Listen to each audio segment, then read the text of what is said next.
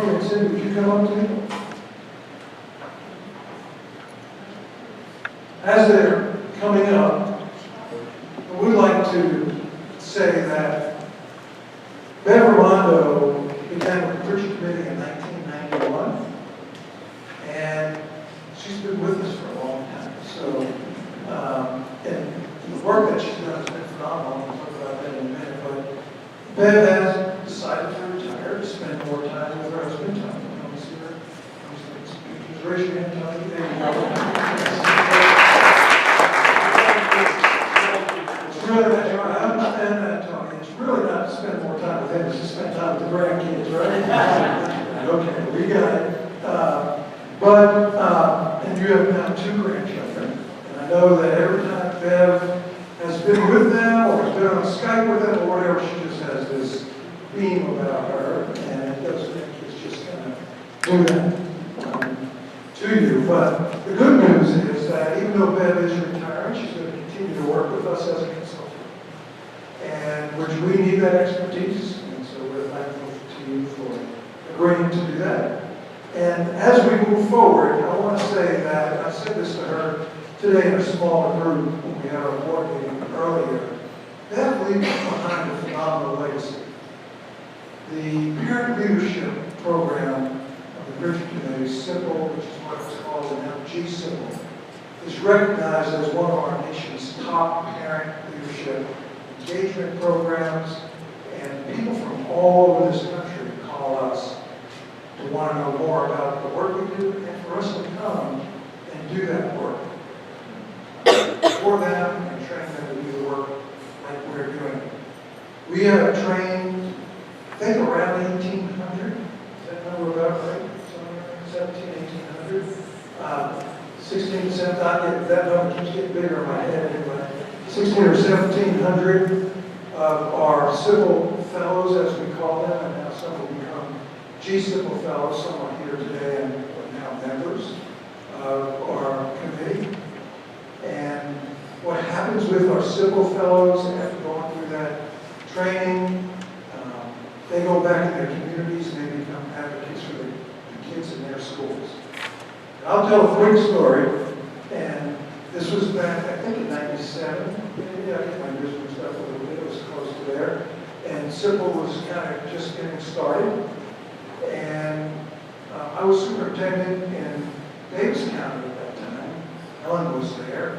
And they were getting ready to kick this program off. And they listed the names of the people who were going to be going through the training in the newspaper. I read that in the paper. You gotta be kidding me. This guy that they got going through this program, he's a nut. And he has just caused all kinds of problems with the school, and he was crazy. So I called Morton Holder. Morton is passed now, but Morton, great leader in our state and also in Owensboro, and was a member of the committee. And I said, Morton, I don't know what's going on here, but we have so many great supportive parents in Davis County. Why in the world would they select this guy? Well, long story short, the program was just kind of getting started, and I think we might have just been making sure we had enough people to be in there and all that kind of stuff. But it was about a year later, and I was sitting in the audience at a PTA meeting, and the principal had just gone through all that business and everything, and she said, okay, at this point I'd like to open it up to anybody in the audience that if you have any comments, questions, or anything. All of a sudden this hand goes up, and it was that guy. And I just went, oh no, what's he going to say? But he had completely changed because he didn't understand what we were trying to accomplish in Kentucky prior to that training. Once he went through that training and understood what we were trying to do for kids, he became an advocate. And at that point in time, I became a groupie, I guess, and called up Bev and said, I don't want these just for Owensboro. I want you guys to come down. I don't want them to even have to travel. I want to do it right here. So I appreciate the work that you've been doing. And don't go away. That's Cindy. You want to share a few things? Yes. Bev and I have worked together since 1991. I remember the first time I met her, we had lunch. Bob Sexton was trying to recruit her. And he said, why don't you go have lunch with Bill and talk about work for Prichard Committee? Here we are, 23 years later. And Bill's become a very dear friend. I have two messages from out-of-state folks that I want to read. Can you hear all right? Okay, all right. One is from Norm Proctor. Norm was a consultant with us on the Commonwealth Institute, and he writes, I worked for more years than I can remember with Bev. First at the Prichard Committee, and especially when she headed up the Commonwealth Institute. She was such a pleasure to work with because she combined incisive intelligence, warmth, and geniality, and an amazing way to get people like me, at least, to do a lot more with the Prichard Committee and the Commonwealth Institute than I initially intended. I always look forward to experiencing her sly sense of humor and the grace and ease with which she accomplished such amazing work. I will miss her as a colleague and look forward to our continuing friendship. And the second is from Ann Henderson.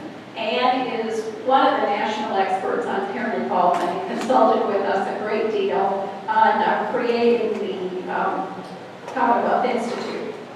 For many of us across the country, Bev has been the face for all of you have accomplished in Kentucky. When I think of Bev, these words come to mind: strength, courage, competence, passion, and above all, determination. When Bev sets her mind to something, it happens and is done well. If the rest of the country had been able to harness the power of parents' love for their children, as Kentucky has done, the United States would be sitting at the top of the charts by now. Honestly, I feel there is nothing I could say that would capture my admiration for her and for all you at the Prichard Committee have done in setting the example for how to turn our schools around. The reform world seems locked into approaches that are positive and blaming what little to show for it. Kentucky is different. So with those kind of words, Bev, we do have a couple of gifts for you. Things we want you to remember as bride. And we'll start with that.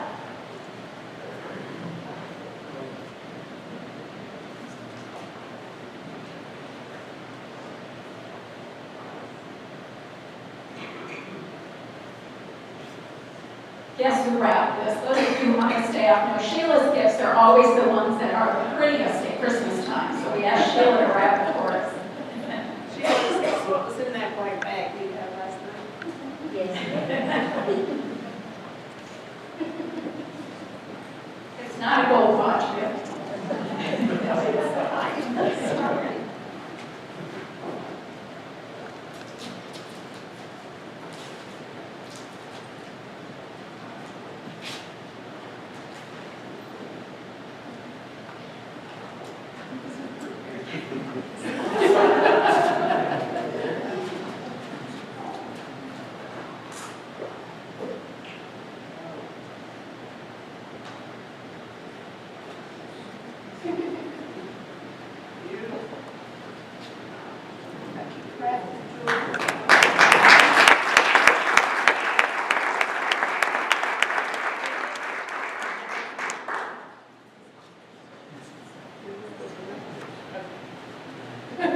And then Harvey has for you a gift that was made by Melanie Brooks and the rest of the staff.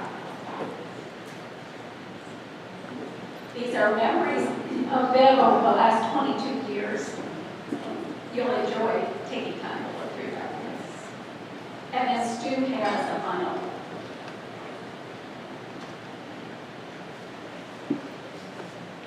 And as Bev opens this, you may think, well, I don't really understand this, but this is something that will really mean a lot to her.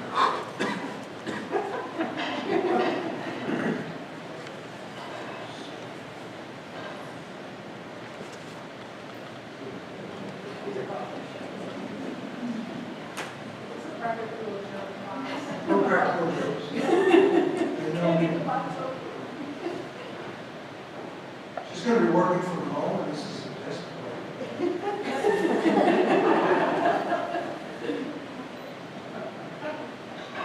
play. It says Bev Raimondo, Director Emeritus GC.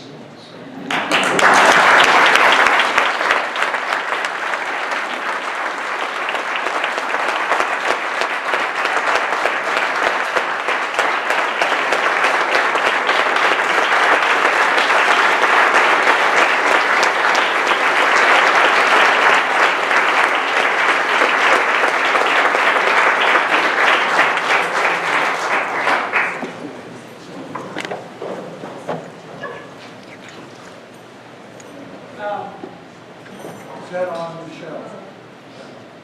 Oh, no, not that one. This was not. No.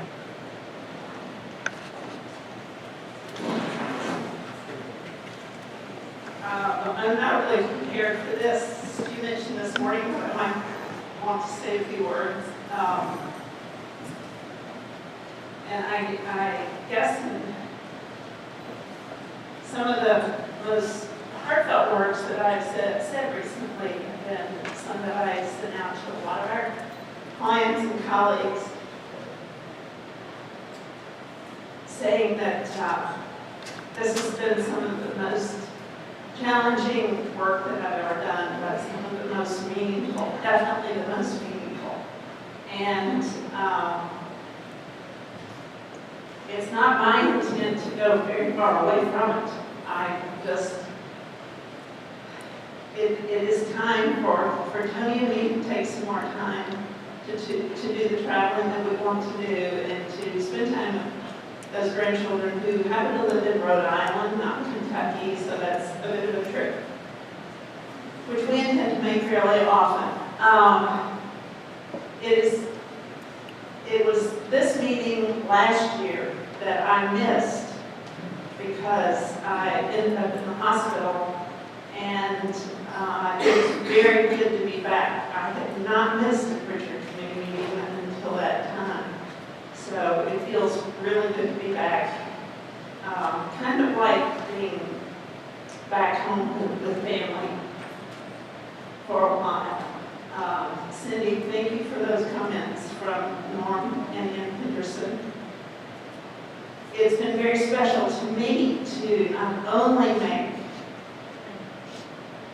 very deep and personal relationships and friendships with people throughout Kentucky, as we've implemented the Commonwealth Institute for Parent Leadership, and as I very proudly represented the Prichard Committee for Academic Excellence. But it's been very special to make some of those friendships outside the state, through groups like the Columbia Group and the consultants that we use. And Henderson and I have become very close personal friends. We email each other almost every other day. We've shared the birth of 2 grandchildren together almost at the same time. It's been rather uncanny. And so I know that friendship will continue. Norm Fruchter and I are exchanging emails right now to have dinner together when I'm in the Rhode Island area in September, because he summers in Maine, and that's not that far away.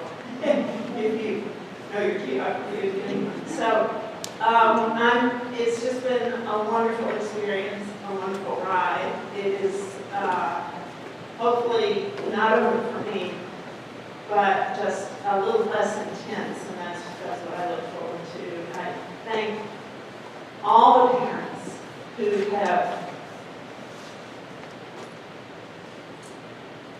made the time to come to the Commonwealth Institute for Parent Leadership through the years. I know there are several simple fellows here. I would ask you to stand up and just let everybody see how many simple fellows are here.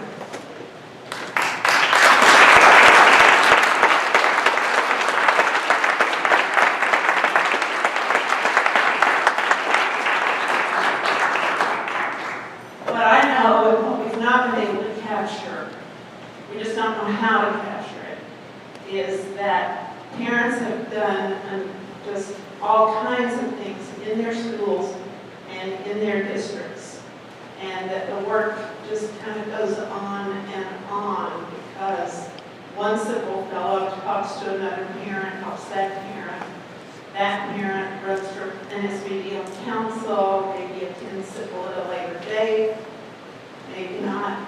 Several SIPL fellows have run for and been elected to their school boards, and it really, it's going deep. Leadership positions in PTAs all over the state are filled by SIPL fellows, and it's a good feeling. I'm also very, very grateful to the Prichard Committee members who have supported this effort all along and have seen its value. We started it, Bob Sexton and I saw it as a way to feed the leadership pipeline of advocates working to improve the education for all Kentucky students. We knew that the Prichard Committee needed a constant flow of new advocates into that work. We knew that we needed people on the ground knowledgeable about the Kentucky education system, willing to ask hard questions, willing to look at the data, and willing to take the leadership role wherever they were needed. And so that's the real reason that we formed it. That's why I've always resisted when people have said, oh, you have this nice little parent program. For me, and I think for many, many of the folks who work with us, and certainly the parents who attended, it's been much more than this nice little parent involvement program. So it's good work. It needs to continue, and I appreciate the support that you all continue to give it.